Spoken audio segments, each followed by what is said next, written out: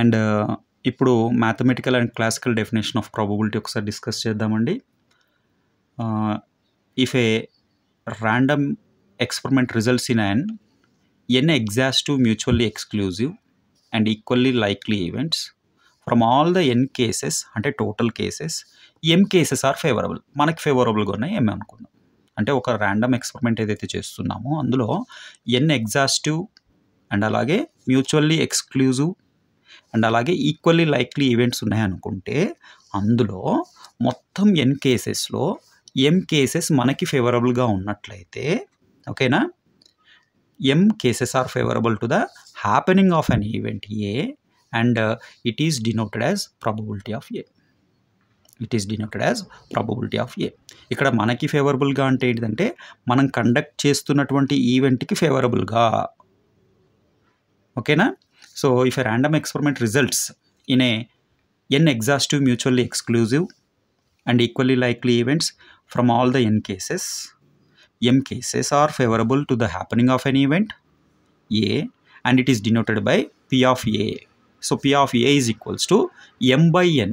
m by n. m ante number of favorable cases divided by total number of cases.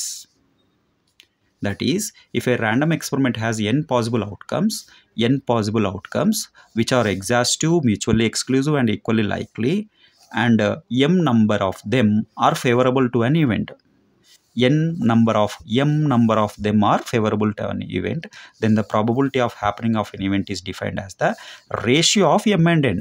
దాన్ని ఎలా define చేస్తాము? Ratio of m and n గా define చేస్తాం. And it is denoted by p.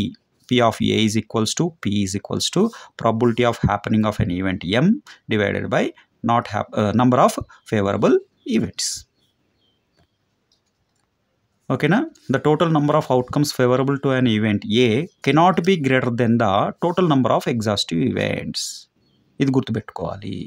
And అలాగే ఇక్కడ చూడండి, 0 is less than m అంటే favourable events are greater than 0 ఉంటాయి. అండ్ అలాగే లెస్ దెన్ టోటల్ నెంబర్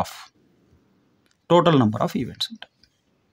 ఇప్పుడు మనకి n ఉన్నాయి అనుకోండి, n నెంబర్ ఆఫ్ ఈవెంట్స్ ఉన్నాయి అనుకుందాం. మనకు వచ్చేటువంటి ఫేవరబుల్ ఈవెంట్స్ దానికంటే తక్కువ కానీ ఈక్వల్గా కానీ ఉండాలి. So 0 is less than or equal to m is less than or equal to n. ఇది క్యాలిక్యులేషన్ అంటే ఏం చేస్తున్నాం అంటే ప్రాబబిలిటీని డిఫైన్ చేయడానికి ఆల్ సైడ్స్ని మనం nతో డిఫైన్ చేస్తున్నాం. 0 by n, m divided by n, n divided by n చేస్తున్నాం. సో 0 డివైడెడ్ బై n 0 వస్తుంది. m బై n అంటే ఇంతకుముందు మనం ఏమనుకున్నాం, ఇక్కడ ప్రాబబిలిటీ ఆఫ్ a అన్నాము, which is less then n by n cancel చేస్తే 1 వస్తుంది.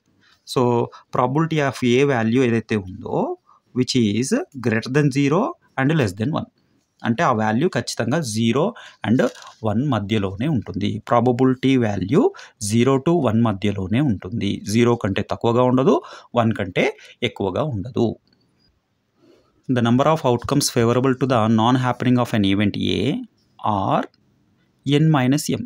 మనకు ఫేవరబుల్గా ఉన్నాయేంటివి? టోటల్ ఏమో n, అందులో మనకు ఫేవరబుల్గా ఉన్నాయి m. అంటే ఫేవరబుల్గా ఉన్నాయి తీసేస్తే మిగతాయి జరగవన్నట్టే కదా.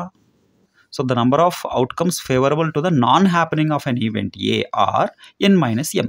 సో ఇప్పుడు నేనేం చేస్తున్నాను, probability of non happening of an event. Probability of non happening అంటే పైన బార్ ఉంటుంది, ఇలా డిఫైన్ చేస్తాం. p ఆఫ్ a బార్గా డిఫైన్ చేస్తాం. probability of non-happening of an event is equals to n minus m divided by total number of events n. So ఇది calculate చేస్తే n బై n అవుతుంది, ఇది m బై n అవుతుంది. n by n అంటే 1 minus m by n. m by n మనకి ఇంతకుముందు ఏమనుకున్నాం మనము? ప్రాబబిలిటీ ఆఫ్ a అనుకున్నాం. ఇప్పుడు చెప్పండి, probability of not happening of an event, జరగకుండా ఉండడానికి ఎంత చాయిస్ ఉంటుందంటే 1 minus probability of a. happening of an event A. Probability of not happening of an event is equal to 1 minus probability of happening A. దీన్నే మనం Q is equal to 1 minus P అనొచ్చు. ఇలా చెప్పినప్పుడు probability of happening event P and not happening event Q రెండు కలిపితే మనకు value ఎంత వస్తుంది? 1. నెక్స్ట్ మీకు very important examination point of వ్యూలో 5 మార్క్స్కి అడగడానికి చాయిస్ ఉంటుంది.